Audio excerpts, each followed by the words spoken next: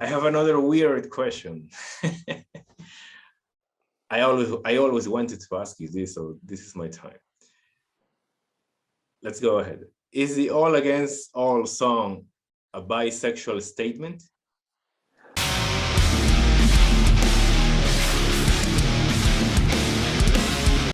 Welcome to Rock Talks. Today we're talking to Pierre Dolving, former singer of The Haunted. We discuss the whole story behind his departure from the band, his new cannabis business, Svenska Verde, and more. If you like this interview, please give me a thumbs up, leave a comment, and share the video with all your friends. Also, very important, please don't forget to subscribe and hit the bell. By the way, if you see a little advertisement at the beginning, in the middle, or at the end of the video, please do not skip it. By doing that, you're helping me a lot. Come on, guys, it's just a few seconds of your life, and it will really make a difference for me. I'm counting on all of you. Enjoy the interview. Let's start talking about your new cannabis business. It's called Svenska Verde, right? But yep, you can say it in Spanish. It's we use the word verde. It's a color, right? But it's agreed. But when you travel as much as I have, all the words kind of get mixed up, and it's funny because we see how words mean many things. They're the same words, but they all different meanings. And in Swedish, the word värde means value. What is worth something? What is most meaningful for us? What makes sense? So value. And when I started looking at the idea of cannabis, I approached it from the idea that, well, it's there and all these people are consuming it. Why are they consuming it? And so I started looking at that to better understand it. Was it merely for recreational purposes? And was there anything else there for real? And it turns out that there was. And it was something really important and meaningful and truly valuable. And that's why I gave the company the name Value, because it's about important, real things. It's not about so much the traditional. When we set out to make companies, there are two ways to make companies. We can make companies because we can see that we have a product right away that we can just sell off the street, and that's what we do when we start making businesses. When we're kids, we'll sell anything from the back of our car. That's what I've done. And then there's the other kind of business where you see something there's a big need for something that's a little bit more complicated, like in your family, and so. And these are called intrinsic needs, but when you look at business theory and stuff like that. But when we do it in real life, it's like we work ourselves to a position where we've built many businesses over the years, and over the years suddenly you get perspective, and you see how your block works, you understand how your city works, and who the people are and who are important. Well, for me, I was very fortunate with the bands that I worked with, because we got to travel all around the world. So for me, that like my hometown, my village, just grew and grew and grew and grew, because when you're in a mosh pit with so many people, you cannot not connect. And this is the cool thing about what is in this with what I see here and why I started this company, because it's about something far greater than any one single product. It is all about a need. We have seen that when we look at the statistics, about 9 to 15% of all the cannabis users in the world are cannabis users with what have been called unseen diagnosis. We made a record called Unseen. Unseen. It was about that kind of stuff. And never mind, metal in some terms. I think metal in many ways is about this stuff. But let me get back to this. Yeah. So we found that there was an entire demography of something called neuropathic pain, and what is also spasticity in multiple sclerosis. But it all kind of fits in around something called neuropathy, neuropathic pain. So what the hell is this? The reality is it's a far more complex thing than we used to believe, because it used to be that the idea of pain was that, well, pain comes from something is broken over here and it's going to hurt. We put medicine in and it takes the pain away. End of story. It turns out that pain is also in the brain. So pain can get located in the brain. And it can come out in a whole bunch of different expressions, like fibromyalgia, where you have like burning sensations, or where it hurt to be touched, or extreme sensitivity, where you're really sensitive to the world around you, etc., etc. So many expressions, but it all comes down to the brain, how something has affected the brain. Now, back to the statistics about how many people use cannabis. Well, this group of 9 to 15% of all the cannabis users in the world, they consume more than 70% of all the cannabis consumed in the world. Wow. So, yeah, so that's not recreational cannabis. That's something entirely different. And these people are not, and I'm one of these people. Since I have my spinal injury, I get great medical relief from CBD, and I used to have to use opiates. Sucks, man. It just horrible. it kills you. And with the CBDs, I can have a relatively functional life. It's a, I don't want to be Prince. I really don't. It's that would be too sad. And so what I did, I started looking at all these things, and I started thinking, well, how could one organize this? Just as I would if I would have stayed in my hometown or built a company there. I just happened to have a bigger workplace with my old job. So when I got this here diagnosed, I finally got the X-rays on my back and stuff, and I saw that, well, I have to stop touring and I have to stop with music. This was a long understanding. It's because it takes a while to accept it when you get something like that in your face. But I really saw that, well, this kind of hangs hand in hand what I've been doing all my life, because all my life I've been making music and poetry to help ease anger, anxiety, fear, and pain within my group of people that I've identified and that have identified with me. I've been the gang's poet, the MC, and that's what we do. That's hardcore. That's punk rock. That's what, metal and alternative music in its true sentiment is really about. I mean, I agree.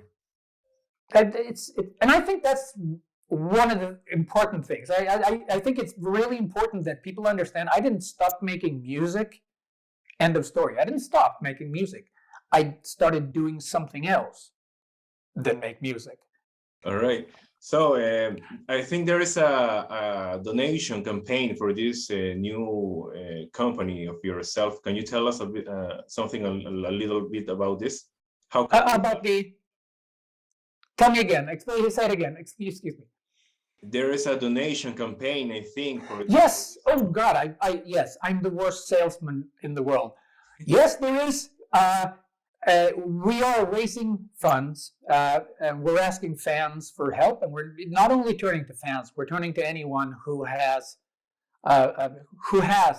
anything to donate. If you do not have anything to donate, your support to share and tell people about the campaign is really, truly as important. So we believe that, like in the same way that I've worked with punk rock and hardcore all my life, I truly know that there's enough, and there's so many of us, and I believe that it's a light burden if many help out. So that's the idea.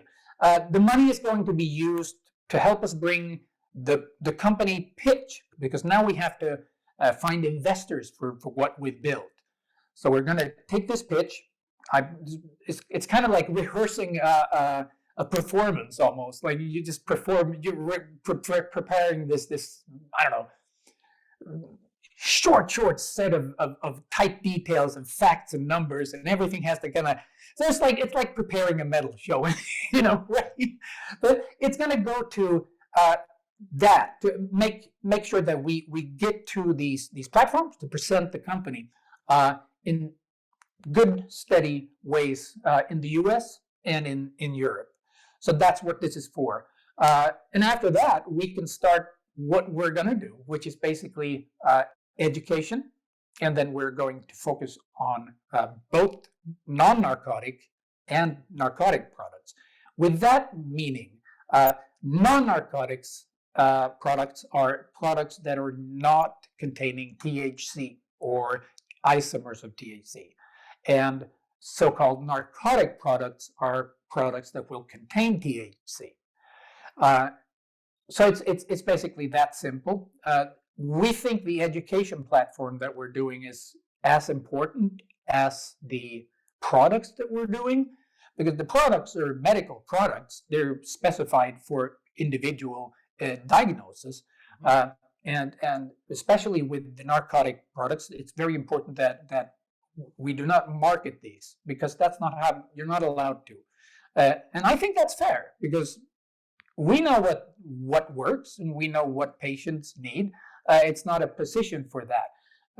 But what we're really happy about and what feels cool about it is the educational platform, because there we can do so much cool stuff, because we can educate around the brain and neuropsychiatry and Education is always the first step to progress in everything. Yeah, I think yes, knowledge. All right, yeah. So how can we give you a donation for this campaign? Where can we find the link? How can? Oh my God, I haven't even memorized it. I'm sorry, I am the worst salesman in the world. I will send you the link and Facebook page, maybe right there. Yes. Start with Facebook. If you want to find anything Peter Dolving, go to Facebook. That's the best place to start. End of story. I'm always returning back to that platform, and I'll tell you why. 10 years ago, when I started this process, and this kind of sucks. 10 years ago, when I started this process, I started talking about my high hopes for these so-called active pharmaceutical ingredients. And this started a whole negative social process in the village where I lived. And it got very nasty. And I lost custody of my kids. It sucks. It's one of the reasons why I'm so skinny. but here's the deal. I love my kids. I love my family. I love my friends, my family. My kids, I think, love me. I haven't seen my kids for 10 years almost. I miss them. So to make it easier for them to access me if they would want to, I've made sure that I've kept the Facebook channel open, and I've been completely transparent about everything that's gone down along the way, because I'm a father, and I'm not gonna, unless I die. But that's the thing; we're all gonna die. Yeah. So until that point, awesome. Let's just be awesome, and yeah. All right. So is there any Facebook? Website? Yeah. Is there any website for Svenska Verde? There's svenskaverde.com, which is .com, svenskaverde.com. It's a very, very brief little explanation of what we're doing. Also, you can go to gofundme.com and you can look for Peter Dolving. Dolving should bring you to it. I have a profile, and it is on that profile, and it is called Community and Care. Very cheesy, not very metal, not like a fist in your face or a breakdown, but it's just as heavy, and it's just as powerful, because that's what this is all about. It's about people, and it's about caring, and it's about family. And I think we can do something really, really good because this time it is actually a global family, and I know that we're starting from a global family from start, not just from a feeling from being a kid in some village.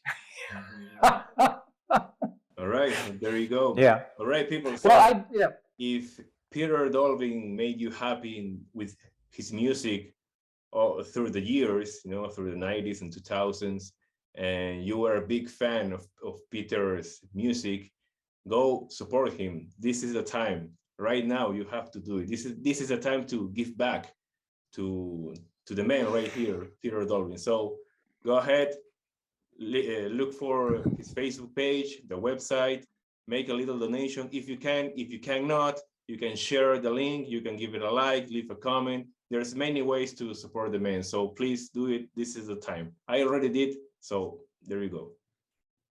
thank you all. You just that's all I have to say. Yeah. Let's talk about music. This is Rob. Yes, let's get to it, man. We're here to talk music. So the last past weeks, or a couple of weeks maybe, you've been posting on Facebook a lot of songs from your era in The Haunted, especially a lot of songs from the Unseen album. Personally, I really love the album. I love it when it came out, and I still love it 10 years later, right? Already 10 years. It is 10 years. Yeah. Oh. And I remember back then, metalheads, metalheads being metalheads, totally trashed the album because this is not metal, this is not heavy enough, this is like pop rock, blah, blah, blah. And I was like really mad at that because that album is really, really beautiful. And that's the best word to describe the album, beautiful. Not a heavy album or oh my God. So no, it's beautiful because of the lyrics, the music, the whole product, the whole idea, the artwork. All right, I'm kissing too much. Thank you. Thank you. I'm very, very happy to hear it. It was a work of art and craft and love to the art and craft and to the format and what we could do with it. Because truly, it's such an awesome thing to have worked your ass off an entire life to get really good at something and to know that, all right, now we're really good at something. Let's do something that truly celebrates what we know. Like fully do that and be just fuck it. They don't like it. Fuck it. They don't like it. Fine, good. You didn't like it? Well, that's okay. Because, and that's what it is. It really is. Me and Anders and Joe and Pierre, more than anything, fought for this initially in the band because it was a question of Jensen really wanting to do another continuation of Versus and Revolver, and we found when we were working with the little ideas and everyone said, well, okay, everyone pitches in. And suddenly we had this whole trove of material, but it wasn't traditional. And some of it was only snippets. So I started elaborating with, well, what if one would just kind of reconstruct? And then I would present it to Anders, and Anders would look at it and, oh, well, that's kind of cool if I could do something here. And when you started, instead of traditionally trying to make something heavy, as in, oh, this is gonna fucking crush, we can do that. We could probably, make all kinds of experiments. Like 4 of that, so we went with the composition and the sentiment of well, what is this? What are we a part of? What are we in the middle of? What the fuck? And we made something. I also think it's a beautiful record. I'm very, very proud of it. I think it's an album. We did a strong, good album that I'm very proud of and deep in my heart. Yeah. I have a weird or maybe not so weird question about this. It's a personal experience with Unseen. You know, back in 2011 when this came out, I took a trip to some other part of Peru, and I had a not a traumatic experience, but a like a bad experience with some other person, and I was really bummed and I felt stupid. And anyway, and this album came out, and the lyrics of Unseen, and I'm talking about the whole record, not only Yes. the song Unseen, the whole fucking album front to back, talked to me in a very, very personal way. And I felt like you and the band, especially you, because you were in charge of the lyrics, you were spying on me the whole time from months ago when the whole thing started. And when I got to this other part of the country, yeah, it's ridiculous, right? That's why you're laughing. But I felt like, oh my god, this is so weird. Like this guy is in Gothenburg or anywhere else in Sweden, writing lyrics, but he's like talking about my story right here. And so here's my question: do you believe that somehow, some way, humans from different parts of the world are somewhat related through music or through art? I think it's very simple. You've been to a haunted concert, right? Yeah. I've been to a haunted concert. Yeah, it was. Man, I'm trying to find words to describe that experience, because like again, it was really personal. It was a really small show, maybe you remember. Yep. Like, and I was right there. There was no barricade. It's like our souls are dancing together in some music. The most extreme music does this. I am completely convinced that music has, if not magical connotations, at least that we have human beings all around the world have such a strong genetic propensity for connection that if we partake in ritual of bonding, in addressing mutual, the Buddhist tradition is very good at this. When they speak of demons, they call it, and it's not in demons as a big scaly hairy demon, but phenomena, and they call the phenomena demons. And in what I found with music, the very, very expressive and very hard, contact music that we were working with, it has very primitive ritual aspects of it.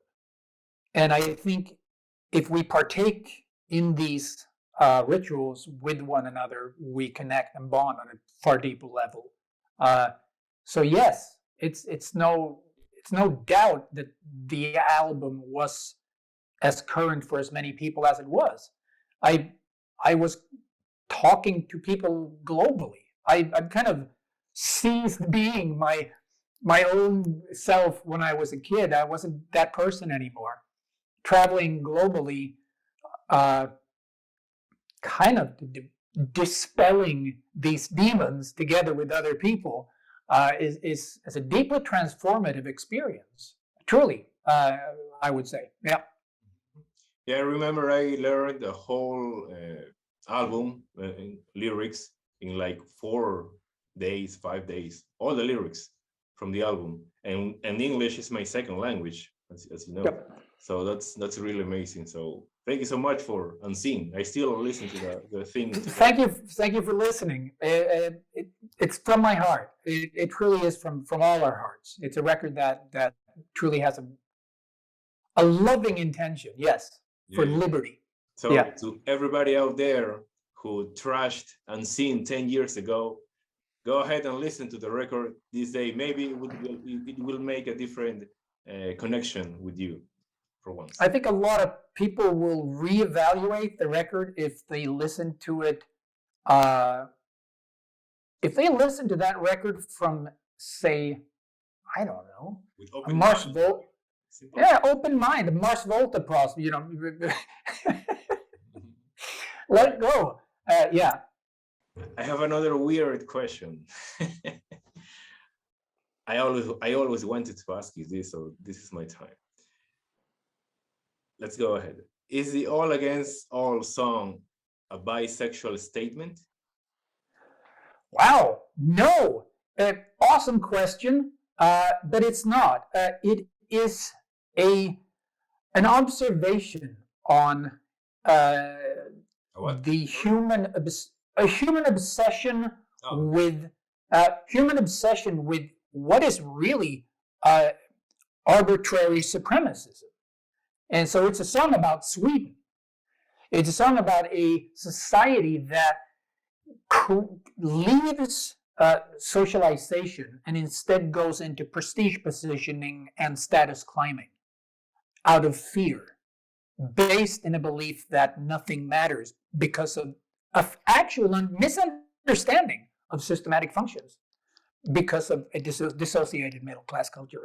Never mind, but the sentiment, the emotional sentiment is we fuck till it bleeds. You know, and there's no one home. There's just a war between not sexes, between everyone about everything. Everything is a conflict instead of a communal participation, socialization, civil connection, being human, humans being human. All right. So that's what the song, yeah. All right. So, are you still in contact with any of a member of the Haunted? Maybe her? I will give you a sad and honest, straight answer. I have persistently tried, and I've even met some of them on the street. I have had a sympathetic, a few meetings with Pierre. Everything all good, all love. With the other guys, they've done something. They've done nothing. That's a better word for it. They've gone completely dark, silent, and I think it's kind of sad and childish. But everyone has to deal with their emotions around something their way, and everyone's perspectives are going to be different. I'm very as expressive and super sensitive and emotive, and I discuss abstracts on very many levels. I've studied philosophy, psychology, psychiatry. I come off as loopy. I know that. And I try to avoid that. But I'm a bit much, I think, for someone who is more into, I don't know, Coca-Cola ads and cool moves. And there's nothing wrong with that. There is nothing wrong with that. We're different. We're just human beings. We really are different. Yeah. I remember when you left the band, you post on Facebook a really long statement, really angry statement. You actually insult them in different ways. And a few weeks In later, 4 different ways. I tried to insult them in 4 different ways. Yeah, I remember. And a few weeks later, you deleted that post. Yep. So maybe they still angry about that.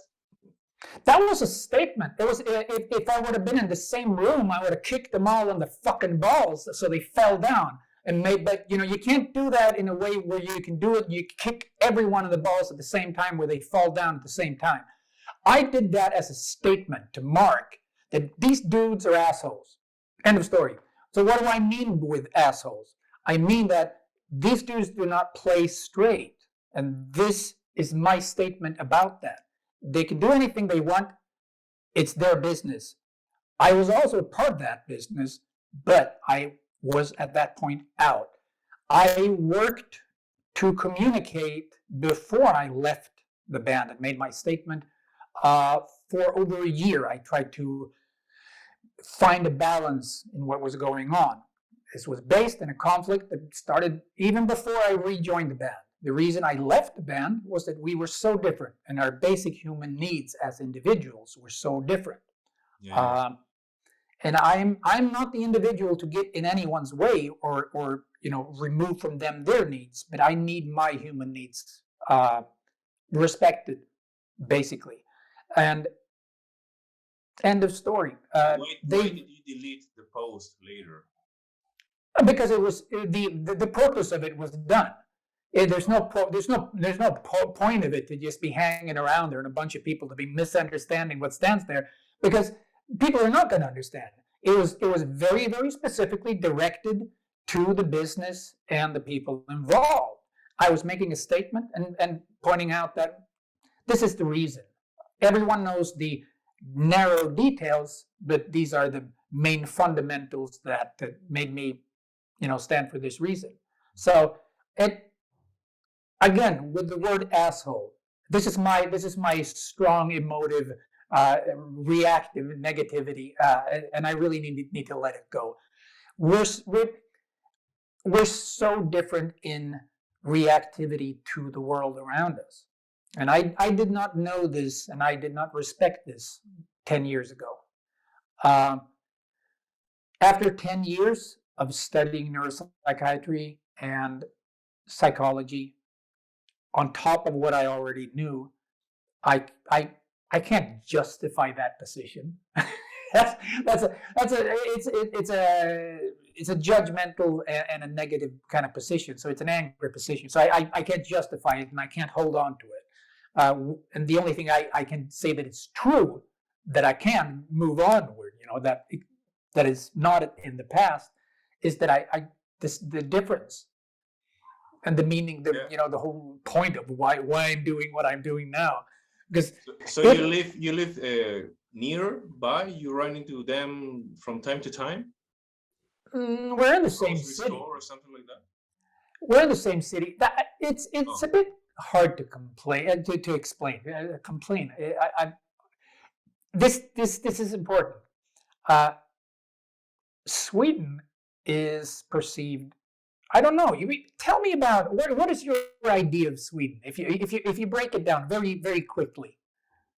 Oh well, at least here in South America, people think of Sweden as a very progressive country, really happy, really maybe wealthy in a way. Like you can live really, really well down there, or down there. Let's say. It's extremely affluent and it's asocial. If we compare with Peru or Venezuela or Brazil, where we speak to each other, and even now I speak because of the camera. I speak differently because of the camera, because I relate to you in a Anglo-European fashion. For real. And I'm really trying to badly to hold on to the format. But the Latin cultures is far more lucid and emotional. Yeah. And for anyone who is, I love it. It's very high frequency. It's a very emotional. I like it. But not the case of Sweden in that matter. No, it's not. Here we have, Sweden has cultured stoicism, and not real stoicism, because real stoicism allows for emotional analysis and understanding in order to move forward with peace, acceptance. But here instead, the main driving force is denial. Mm. So any conflict that is complex, the entire middle class has culture around this, and the culture that has been cultivated, it's fantastic, really, because it really is. It's like remote control. So, in case of anything that is too problematic or too complex, silence. It seems like you're singing a song from Unsings, as if you're. I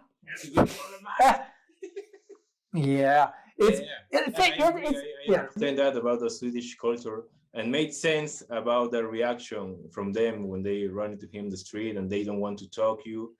But anyway, man, maybe in the future they will, maybe not. At least you tried. That's great. I think all is well. And oh shit, that's silly.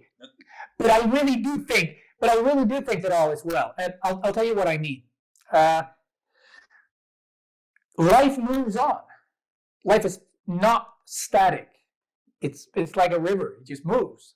And if we allow that, and if we're courageous and have love, and as long as we dare to accept because if we come across hardship, we will find whether we have love or not.